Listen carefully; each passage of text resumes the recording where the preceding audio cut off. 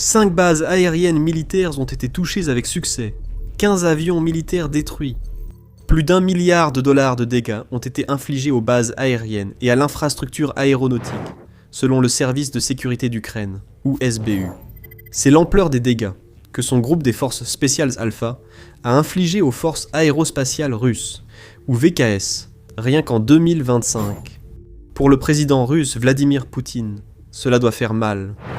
Mais pour aggraver les choses pour lui, il y a des signes que remplacer ces pertes sera plus facile à dire qu'à faire. En particulier, les problèmes persistants chez le géant aéronautique Tupolev indiquent une crise croissante dans la livraison des commandes des principaux bombardiers stratégiques et des avions de ligne à double usage qu'il produit. Alors, plongeons dans ces deux histoires, et voyons ce qu'elles nous révèlent. L'état de la force aérienne russe à la suite des attaques de l'Ukraine et du complexe militaro-industriel qu'il a construit.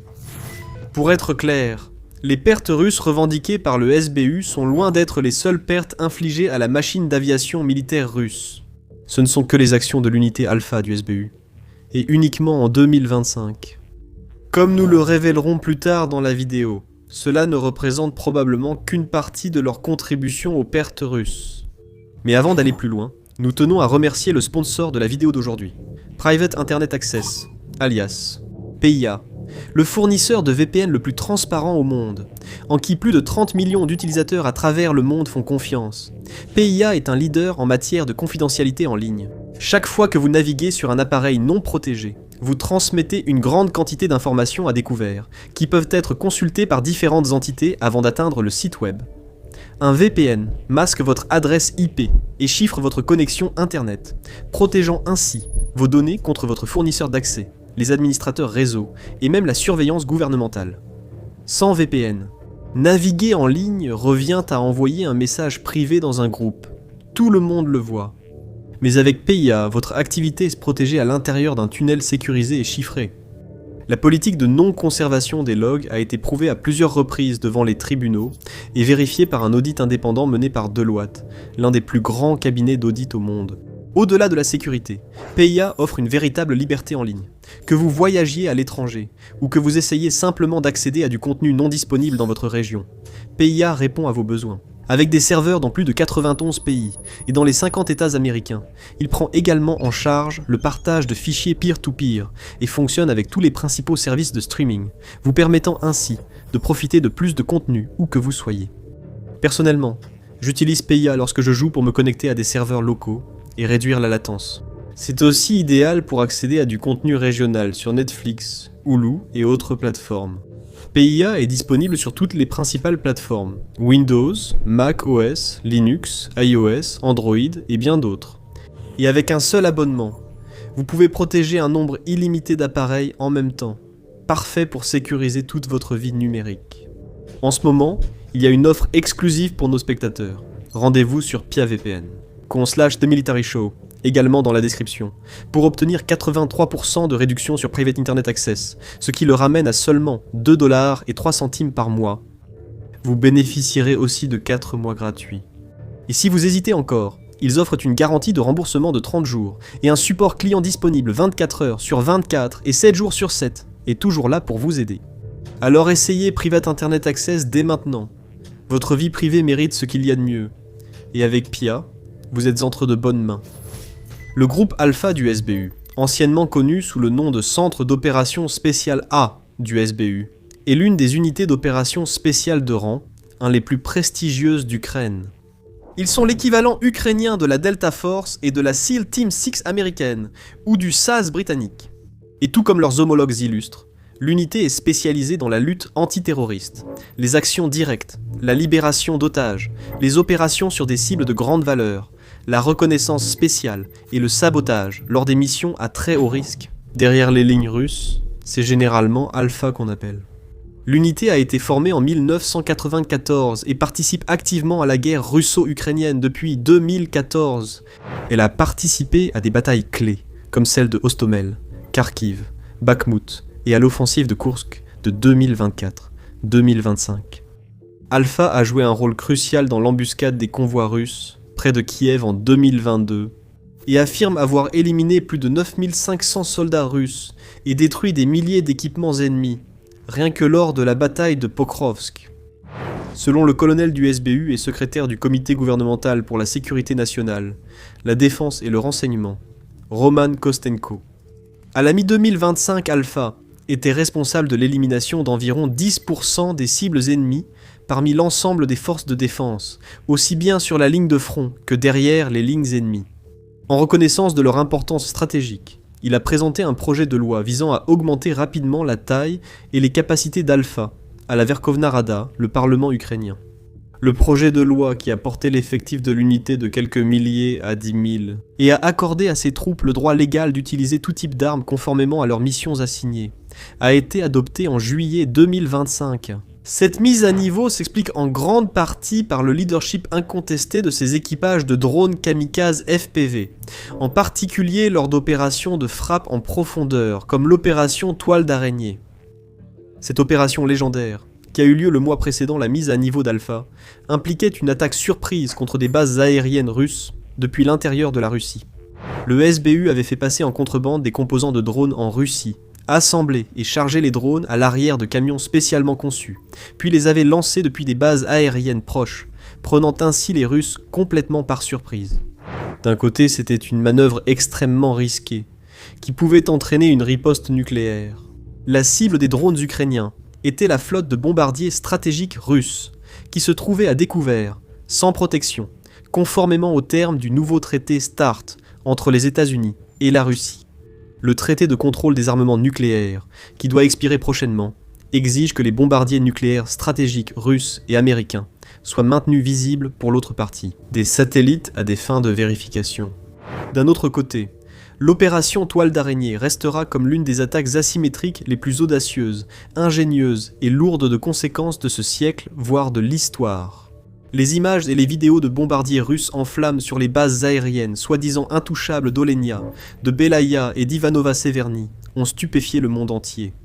Dans l'immédiat après l'attaque, les autorités ukrainiennes ont affirmé avoir mis hors service des dizaines des avions les plus précieux de la Russie, beaucoup de façon permanente. Euronews et d'autres grands médias occidentaux ont rapporté qu'un tiers de la flotte de bombardiers stratégiques russes avait été détruit une fois la poussière retombée, confirmé comme ayant été endommagé ou détruit. Sur les 5 bases, il y avait 7 ou 8 bombardiers, de type Tu-95, 4 à Olenia et le reste à Belaya, ainsi que 4 bombardiers, Tu-22 M3 à Belia, avec l'avion de transport Antonov An-12. Olnia et 2 avions de détection et de commandement, aéroportés Bereev A-50 ciblés à Ivanova-Severny. D'un point de vue financier, si elles sont irrécupérables, la perte des 2 A-50 serait la plus douloureuse pour la Russie, chacun étant estimé à environ 350 millions de dollars. Plus important encore, il y en a moins de 10 en service actif, et ils jouent un rôle crucial dans la coordination des opérations aériennes russes. Donc, perdre un 5e de leur flotte en une seule fois serait une catastrophe pour la Russie. Surtout quand on considère les problèmes que la Russie rencontre pour recevoir de nouveaux avions, ce dont nous parlerons dans un instant. Les bombardiers endommagés ou détruits coûtent nettement moins cher que les A-50, le Tu-95M, étant estimé entre 50 et 125 millions de dollars, et le Tu-22 Me-3, modernisé entre 40 et 100 millions de dollars respectivement. En prenant les valeurs les plus élevées, cela signifie que le coût total de l'opération Spiderweb pour la Russie, rien qu'en dommages causés aux avions, s'élève à environ 2,1 milliards de dollars. Maintenant, c'est nettement moins que les 7 milliards de dollars de dégâts initialement revendiqués par l'Ukraine. Cela demeure un revers majeur pour les VKS, si tous ont réellement été définitivement mis hors service. Les 12 bombardiers touchés lors de l'opération Spiderweb représentent probablement environ un 10e de la flotte de bombardiers stratégiques de la Russie, et non pas le tiers qu'ils prétendent à première vue. Avec un budget de défense de plus de 160 milliards de dollars, soit plus de 30% des dépenses fédérales prévues pour 2026, la Russie dispose des fonds nécessaires pour remplacer ces bombardiers détruits. Cependant, obtenir réellement des bombardiers de remplacement, ou même n'importe quel nouveau bombardier, s'avère être un problème bien plus important pour Poutine que de simplement dépenser des roubles. Pour commencer, aussi bien le Tu-95 dans sa version originale M que les versions plus modernes MSM et Tu-22 M3 sont des avions de l'époque soviétique, et Tupolev, le fabricant, n'en produit plus de nouveaux. Donc, Lorsque ces bombardiers sont retirés du service, ils ne peuvent pas être remplacés à l'identique, et en parlant de choses difficiles à remplacer. Cette perspective unique. Nous vous offrons chaque semaine ce point de vue unique ici sur The Military Show. Donc, si vous en voulez plus, assurez-vous d'être abonné à la chaîne. Le Tu-95 a effectué son premier vol en 1952 et continue d'être le principal bombardier à turbopropulseur à long rayon d'action de la Russie. Malgré son âge, la capacité de l'appareil à transporter des missiles nucléaires à longue portée et la signature inconfondable de ses hélices en font un élément central de la doctrine de dissuasion russe. Le ministère russe de la Défense a lancé en 2015 un programme de modernisation complet afin de prolonger la durée de vie de sa flotte restante de Tu-95 jusqu'aux années 2040. Chaque conversion en Tu-95 MSM comprend l'installation de nouveaux moteurs NK-12 NPM, d'un radar de navigation à réseau, phasé SOI 021, soutenu par GLONASS, le GPS russe, d'écrans de cockpit numérique analogique et de modules de lancement de missiles de croisière Kh-101. Chaque modernisation est estimée à environ 50 millions de dollars, et on estime que la Russie dépense encore entre 3 et 5 millions de dollars par avion chaque année.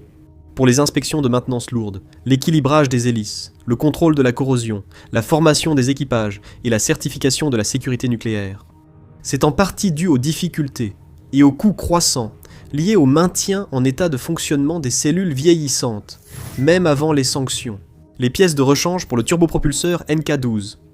Toujours le turbopropulseur le plus puissant au monde, étaient rares, tout comme la boîte de vitesse à cycle inversé. Les révisions à elles seules sont estimées à plus de 2 millions de dollars toutes les 1500 heures de vol. Des sanctions économiques sans précédent, suite à l'invasion de l'Ukraine par la Russie, n'ont fait qu'accentuer la douleur. Par exemple, les prix du titane et de l'aluminium ont grimpé de 28% entre 2020 et 2024, ce qui a fait augmenter les factures de remplacement des panneaux de revêtement. Ainsi, de nombreux composants sont maintenant récupérés sur des cellules d'avions stockées. Pourtant, même à 50 millions de dollars par remise à neuf, le Tu-95 offre un rapport dissuasion-coût favorable pour la Russie. Le Tu-95 coûte bien moins cher à faire voler que le B-2 Spirit moderne des États-Unis. Les futurs B-21 Raiders, les bombardiers stratégiques, et même les anciens B-52, qui sont les contemporains du Tu-95. Son rayon d'action de 15 000 km permet aux équipages de lancer des missiles de croisière furtifs Kh-101, bien en dehors des zones de défense aérienne ennemies, évitant ainsi le besoin de cellules furtives coûtant des milliards de dollars. De plus, la Russie dispose depuis longtemps de l'infrastructure nécessaire pour les missions régulières du Tu-95, avec des pistes établies sur les bases aériennes d'Engels et d'Ukraïnka. Avant l'invasion, on estimait que la Russie disposait d'environ 50 Tu-95 actifs. On pense qu'elle en a ensuite perdu entre 7 et 10 au total pendant la guerre, laissant environ 80% de la flotte intacte. Cependant, peu d'entre eux sont connus pour avoir déjà subi le processus de modernisation, ce qui, comme nous allons le voir, fait partie du problème de Poutine. Et c'est une histoire similaire avec les Tu-22 M3. Le Tu-22 M3 a évolué à partir des versions antérieures Tu-22 main et M. Le de Tu-22 main a effectué son premier vol en juillet 1971 et le Tu-22 même a été utilisé pour la première fois lors de missions de combat en Afghanistan entre 1987 et 1989. Le Tu-22 M3 a effectué son premier vol en 1977, a été intégré à l'inventaire en 1983 et a été utilisé pour la première fois par la Russie lors d'opérations de combat en Tchétchénie en 1995. Le Tu-22 M3 a une longueur de 42 mètres, une envergure maximale de 34 mètres, une hauteur de 11 mètres et un poids à vide maximal, et un poids maximal au décollage de près de 53 000 et 127 000 kg respectivement. Il a une vitesse de croisière de 900 km/h et une vitesse maximale de 2300 km/h.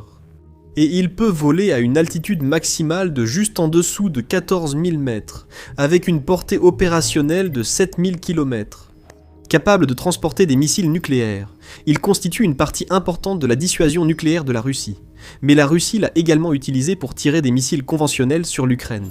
Il peut être armé de missiles Kh-32, de missiles anti-radar Kh-15 ou Kh-15P, ou de bombes planantes FAB, équipées de modules de guidage modernes, que la Russie utilise massivement pour pilonner les positions et les localités ukrainiennes sur les lignes de front. Cependant, comme le Tu-95, le bombardier a nécessité d'importantes améliorations pour rester efficace dans la guerre moderne.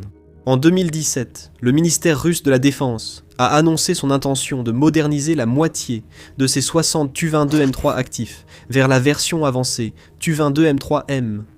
Le premier avion modernisé a été lancé à l'usine d'aviation Kazan de Tupolev peu de temps après avoir effectué son vol inaugural le 28 décembre 2018. Cependant, depuis lors, et surtout depuis l'invasion russe et l'imposition des sanctions qui en ont découlé, les progrès ont considérablement ralenti.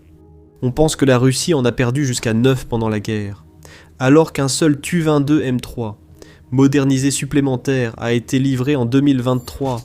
Plus inquiétant pour Poutine, la production de nouvelles unités n'étant plus possible, il n'est pas clair combien, voire aucun, des 28 restants prévus pour une modernisation seront effectivement modernisés à l'avenir. Le fabricant, Tupolev, rencontre manifestement de grandes difficultés à honorer ses engagements. C'est du moins ce que suggère le nombre croissant de poursuites intentées contre lui par le ministère russe de la Défense et d'autres parties. La source des problèmes semble être des goulets d'étranglement dans la production, dus à une capacité et une main-d'œuvre insuffisantes à la gigantesque usine d'aviation de Kazan de Tupolev, appelée KAZ. C'est là que les deux modernisations, Tu-95 et Tu-22M3, sont censées avoir lieu.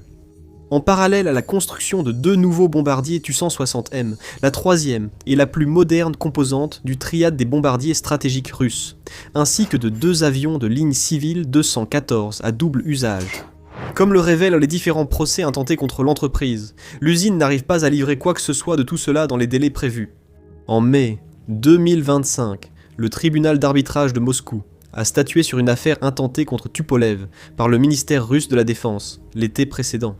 La plainte avait été déposée auprès du tribunal en janvier 2025 avec une demande initiale de 360 millions de roubles, soit environ 4,7 millions de dollars. Par la suite, ce montant a été porté à 3 milliards de roubles, soit environ 40 millions de dollars. Finalement, le tribunal a ordonné à Tupolev de verser la somme de 3 milliards de roubles, ce qui, selon les médias russes, serait probablement lié à des retards dans l'exécution de ses engagements. Mais ce n'était pas la première fois que le ministère russe de la Défense poursuivait Tupolev en justice, ni la dernière. En 2019, il a engagé une action en justice pour réclamer 4,6 milliards de roubles, soit environ 60 millions de dollars à Tupolev, pour non-respect des délais de réparation des avions. Cette fois-là, le tribunal n'a que partiellement satisfait la demande, réduisant le montant à 13 millions de roubles, soit une baisse d'environ 61 millions de dollars à 172 000 dollars. Suite à la décision de mai 2025 rendue en novembre, le ministère a intenté un autre procès contre Tupolev, réclamant 930 millions de roubles, soit environ 12,3 millions de dollars, en raison de différends économiques liés à des relations juridiques civiles. Cette affaire concerne probablement le non-respect par Tupolev de ses engagements sur la production de bombardiers dans les délais. Selon l'analyse d'Ivan Kirishevski, militaire du 413e régiment de l'unité de raid SBS ukrainienne et analyste de la défense, le montant total de 3,9 milliards de roubles réclamé par le ministère russe de la Défense couvrira, au mieux, les coûts de réparation ou de remise à neuf d'un seul Tu-95 MES. Cela montre à quel point Tupolev a du mal à livrer quoi que ce soit aux forces armées russes. Mais leur problème de livraison ne s'arrête pas là. En plus des poursuites du ministère de la Défense, Tupolev a été poursuivi 2 fois en 2025 par le géant pétrolier et gazier Tatneft pour non-livraison de 2 avions 214 destinés à sa compagnie aérienne, UVT Aero. En 2022, la compagnie aérienne a signé un contrat pour la fourniture de 4 Tu-214 produits à KAZ. Les 2 premiers avions devaient être livrés en octobre 2024, les 2 autres étant prévus pour septembre 2025. Cependant, le contrat n'a pas été respecté. Tatneft a intenté un procès contre Tupolev et KAZ pour 6,2 milliards de roubles, soit environ 80 millions de dollars. Les parties ont reporté l'affaire à plusieurs reprises dans le but de parvenir à un accord à l'amiable. Mais finalement, à l'été 2025, le tribunal d'arbitrage du Tatarstan a partiellement satisfait la demande, obligeant Tupolev à payer 5,6 milliards de roubles pour enrichissement sans cause, 556 millions de roubles de pénalité et 8 millions de roubles de frais d'État, soit un total d'environ 85 millions de dollars. Au cours du procès, il a été révélé que Tupolev avait remboursé l'avance reçue de Tatneft pour le premier avion, mais que les fonds pour le second n'avaient jamais été restitués. Tupolev a expliqué l'échec de la livraison par sa charge de travail due aux commandes de défense de l'État. Celle-ci représenterait 85% de la production, mais ne rapporterait qu'environ 4% de bénéfices. En conséquence, la société a déclaré qu'elle ne serait en mesure de conclure de nouveaux contrats pour le Tu-214 qu'après 2027. Un énorme retard, selon les propres mots de l'entreprise. Ensuite, cette société d'importance systémique n'arrive pas à répondre aux exigences de l'État russe, encore moins à celles de ses clients commerciaux. En plus de la non-livraison de deux-214 et d'un Tu-95 remis à neuf, ainsi que de 2-22 Motroas, Tupolev a également manqué la date limite pour la livraison de nouveaux Tu-160M. 4 devaient être livrés entre 2022 et 2023, mais les deux premiers n'ont finalement été livrés qu'à la fin de 2025. Les unités restantes seraient encore en cours de fabrication, bien qu'aucune raison officielle pour ce retard n'ait été communiquée. Mais les problèmes pour Tupolev ne s'arrêtent pas là. Quelques mois après le règlement du premier procès intenté par Tatneft contre elle, Tatneft a déposé une nouvelle plainte pour 11,7 milliards de roubles, soit environ 115 millions de dollars. L'affaire est actuellement en cours, Tupolev ayant proposé un règlement partiel. Entre-temps, pour la deuxième fois en autant d'années, la Corporation Aéronautique Unifiée, ou UAC, la société qui possède Tupolev, a remanié la direction de Tupolev. Le directeur de la société, Alexandre Bobrichev, 76 ans, a été remplacé par Yuri Ambrosimov, 37 ans le petit-fils de Yuri Litvinov, qui dirigeait l'usine de Kazan dans les années 90, et auparavant, le directeur adjoint de la société chargé des finances et de l'économie. L'UAC a déclaré que Bobrichev quittait son poste après avoir rempli ses missions liées à la fourniture d'équipements militaires pour la commande d'État de défense. Ce changement de direction est sans doute lié aux poursuites judiciaires et aux problèmes de livraison.